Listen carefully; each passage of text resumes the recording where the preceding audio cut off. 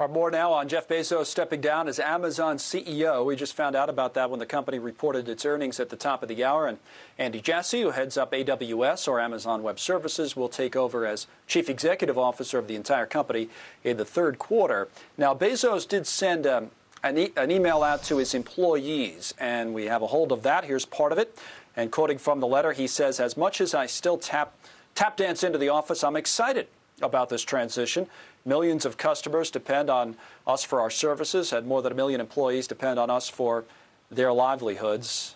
Amazon couldn't be better positioned for the future," says Bezos. "We're firing on all cylinders, just as the world needs us to." Here now, Fox contributor Dan Henninger from the Wall Street Journal, who does have something in common with Bezos. He also tap dances into the office each morning, or used to. Now he works from home at the Journal. But this is a big deal. When Jeff Bezos is the the richest human being on planet Earth this side of Elon Musk, when Tesla stock is up a lot. So it's a big deal. What's your reaction?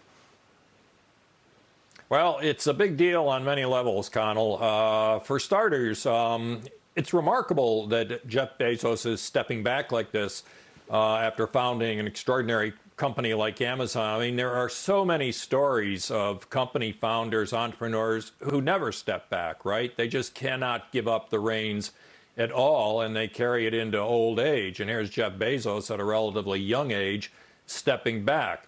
I have to say, another thing about Amazon is that, I've always thought of it as, unlike Google and Facebook, which basically captured the sunlight of the internet, Amazon's a real business. I mean, they do real stuff. And it has been extraordinary to watch this company grow and pretty much succeed every step of the way. I mean, there have been controversies, but the execution has been extraordinarily good. And I take it that Andy Jassy can take credit for a lot of that. So in that respect, he's probably handing the company over to someone who is extraordinarily competent. I think one of the big questions going forward will be where Amazon's ideas come from. Now, Jeff Bezos isn't retiring to an island, but obviously he has been the visionary. He's the one who comes up with the ideas and contributed a lot more than nothing to the success of that company. So somewhere along the line, unless Jeff Bezos is involved on a regular basis, and most CEOs would prefer that the founder not do that.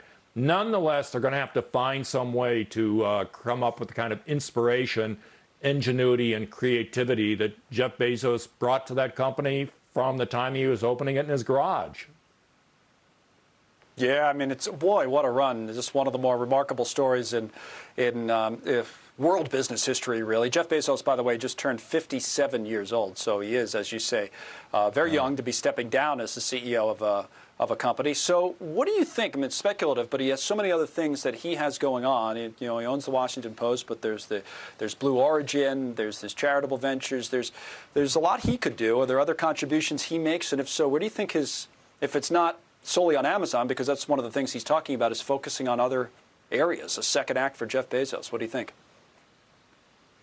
Well, he makes me think of Bill Gates. I mean, Bill Gates also stepped back at a relatively young age, right? And I think maybe what will be interesting to watch Jeff Bezos do is what new ideas he brings to the world of charitable giving or philanthropy.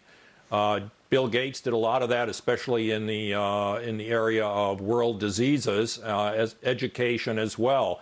I wouldn't mind at all seeing Jeff Bezos bringing some of his money into the world of education, public and secondary education in this country, which obviously needs a lot of reform. We're going through a real crisis now with the public schools being closed, teachers going on strike. Somehow the basic model isn't working.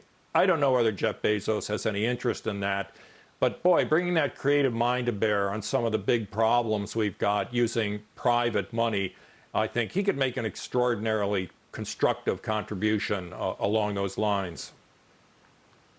Yeah, I think he does have interest. I mean, he's talked about education before, but now with this much time, maybe you could scale that up. And with as much money as he has, that might be the area. You're right. Dan, thank you for being so flexible with us, as always, on the breaking news. We'll talk to you again soon.